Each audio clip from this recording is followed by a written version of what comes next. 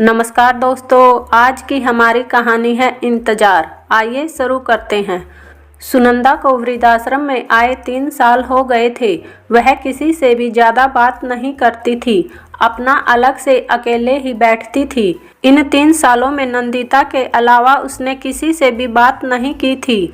कोई प्रश्न पूछता भी है तो हाँ या ना में जवाब देती थी। सबको लगता था कि वह घमंडी है। नंदिता ने भी कभी उससे निजी बातें नहीं पूछी, इसलिए शायद उसका साथ सुनंदा को अच्छा लगता था। सुनंदा हमेशा खोई खोई सी रहती थी और दिन में कम से कम 3-4 बार अपनी थैली में से कुछ निकाल कर देखती थी। एक दिन नंदिता भागते हुए सुनंदा के पास आई और बोली, सुनंदा, तेरे से मिलने कोई लड़की आई है। यह सुनते ही सुनंदा की आंखों में चमक आई और वह भागते हुए विजिटर्स रूम की तरफ गई। इस तरह खुश सुनंदा को नंदिता ने कभी नहीं देखा था। जैसे ही सुनंदा वहां पहुंची, उसने एक छोटी सी बच्ची जो 15-16 साल की होगी को देखा। जब उसने ध्यान से बच्ची को देखा तो उसे लगा यह तो 2-3 दिन पहले भी आई थी। खैर, उसके सामने आकर बैठ गई। सुनंदा को अपनी बेटी मालिनी की याद आ गई। जब मालिनी छोटी थी, इस लड़की के समान ही दिखती थी। सुनंदा को चुप देख उस लड़की ने कहा, मैं आपको दादी बुला सकती हूँ। सुनंदा ने हाँ में सिर हिलाया। उस बच्ची ने कहा, दादी, मेरा नाम मुग्धा है और मैं 10वीं क्लास में पढ़ती हूँ। एक प्रोजेक्ट के सिलसिले में मैं यहाँ आई हूँ। 2-3 दिन पहले भी मैं यहाँ आई थी। जब मैंने आपको देखा तो मुझे आपसे बात करने की इच्छा हुई। मैं चाहती हूँ कि हम दोनों दोस्त बन जाए। सुनंदा ने मुग्धा को एक नज़र डालकर देखा। उसके मासूम चेहरे को देखते रहने की इच्छा हो रही थी। उसने हाँ में सिर हिलाया। अब मुग्धा रोज ही वृद्धाश्रम के चक्कर लगा लेती थी। धीरे धीरे सुनंदा भी मुग्धा से घुल मिल गई। अब दोनों घंटों बातें करती थी और मुग्धा की बोली बाली बातों से कभी कभी सुनंदा ठाके भी लगा लेती थी। नंदिता के साथ साथ दूसरों को भी आश्चर्य होता था कि इस बच्ची की वजह से ही सुनंदा के अलग रूप को देख रहे हैं। मुग्धा 1 सप्ताह तक वृद्धाश्रम नहीं जा सकी क्योंकि उसकी परीक्षाएं चल रही थी। अंतिम परीक्षा के बाद वह जैसे ही वृद्धाश्रम पहुंची, सुनंदा ने उसे सीने से लगा लिया और कहा, मुग्धा, मैंने तुम्हें बहुत मिस किया है। तुम्हें देखकर मैंने अपनी बेटी को बुला दिया था। मुग्धा ने कहा, दादी, अपनी बेटी मालिनी के बारे में बताइए ना। वह कहाँ रहती है, क्या करती है और आप यहाँ क्यों रहती है? सुनंदा ने कहा, हाँ बेटी, तुझे मैं जरूर बताऊंगी। चल हम बाहर चलते हैं। मुग्धा ने कहा, दादी, हमारे घर चलिए ना, माँ भी बहुत खुश हो जाएगी। वृद्धाश्रम में शाम तक आने के लिए कहकर वो दोनों बाहर आ गए।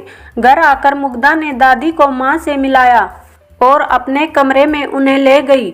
चाय नाश्ते के बाद दादी ने अपनी कहानी कहना शुरू किया। मेरे पति रेलवे में काम करते थे। मालिनी हमारी इकलौती बेटी थी। सब अच्छे से चल रहा था। छोटा परिवार, सुखी परिवार था हमारा। भगवान से भी हमारी खुशी देखी नहीं गई या किसकी नज़र लग गई, मालूम नहीं।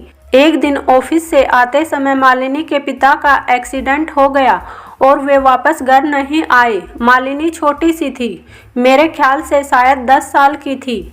मैंने अपने आप को संभाला और मालिनी के लिए जीने लगी। धीरे धीरे हमारे दिन अच्छे से ही गुजरने लगे।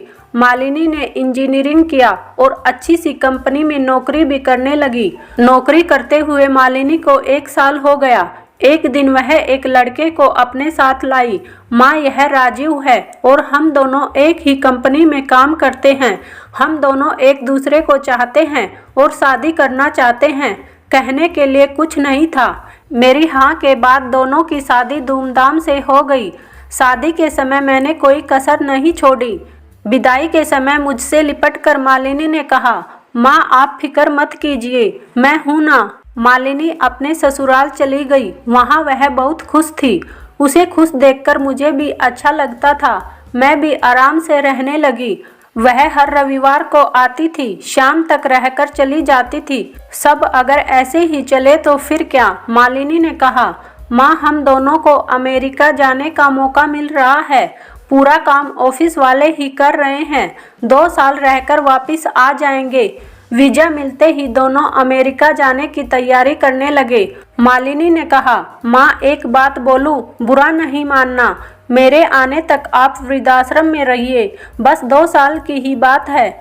मेरे अमेरिका से आते ही मैं आपको घर वापस ले आऊंगी, क्योंकि मैं यहाँ नहीं हूँ। मेरी पीठ पीछे आपको कौन देखेगा।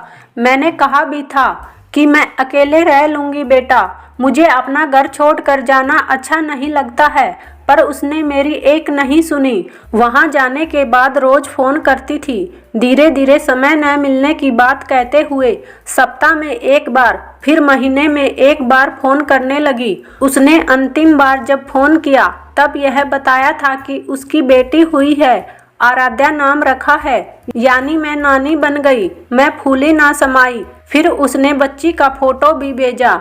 बहुत सुंदर है मेरी नाती, 2 साल में आ जाऊंगी कहकर गई मालिनी। आज 8 साल हो गए पर नहीं आई। उसकी बेटी के लिए मैंने कपड़ों की गुड़िया बनाई थी, फ्रॉक भी सिले, पर उन्हें कैसे भेजूंगी।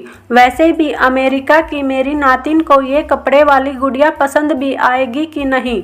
कब अपनी नाती से मिलूंगी सोचती रहती हूँ। अब तो वह फ़ोन भी नहीं करती है और न ही मेरा फ़ोन उठाती है।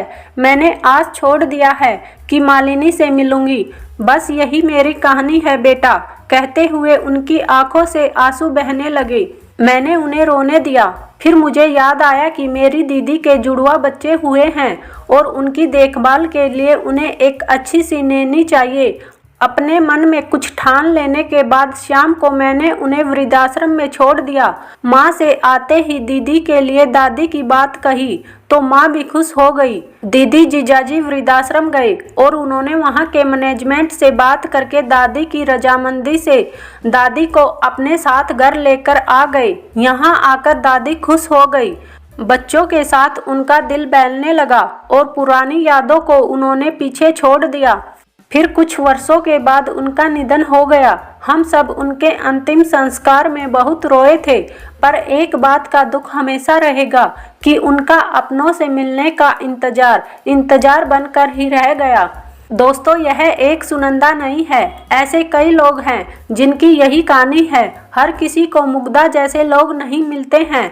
दोस्तों, बचपन में माता पिता अपने कैरियर और नौकरी के लिए बच्चों को बेबी केयर सेंटर में डाल देते हैं। वही बच्चे बड़े होकर अपने माता पिता को वृद्धाश्रम में डाल देते हैं। दोस्तों, रिश्तों की अहमियत को पहचाने तो न ही बेबी केयर सेंटर होंगे और न ही वृद्धाश्रम। धन्यवाद दोस्तों। अगर कहानी पसंद आई हो तो वीडियो को लाइक और चैनल को सब्सक्राइब जरूर करें। मिलते हैं फिर किसी इंटरेस्टिंग स्टोरी के साथ। धन्यवाद।